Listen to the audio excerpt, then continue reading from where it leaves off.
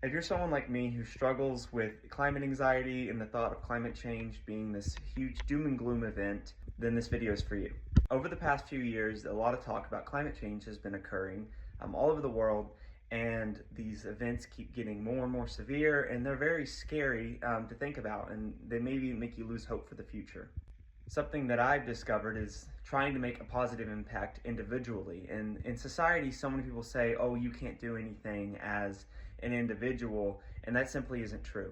Now, the thought might be daunting of going and doing something on your own to help the climate crisis, or maybe you're like, oh, I don't know where to start. I don't want to quit eating meat. I don't want to switch the vehicle I drive, which are some ways of making an impact. Well, I found a way to make a positive impact for the future and the future generations on this planet with just starting in your own backyard or your parents' land or anybody's land with landowner permission, that you can help make a positive impact for the future. It doesn't feel like you can have a large impact by yourself, but I found that as not being true, because over the past few years I've been working on restoring native habitats by using native plants to boost biodiversity, which in turn sequesters carbon.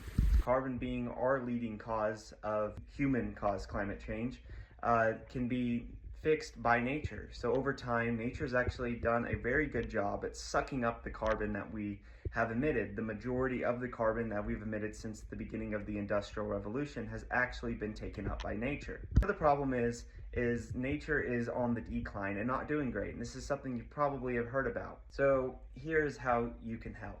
By researching a little bit and finding out some native plants to your area and putting them in your yard, backyard, your grandma's yard, your parents' yard, anybody that is willing to, take some of these plants that you can grow personally or buy from online dealers or whatever you can find these plants.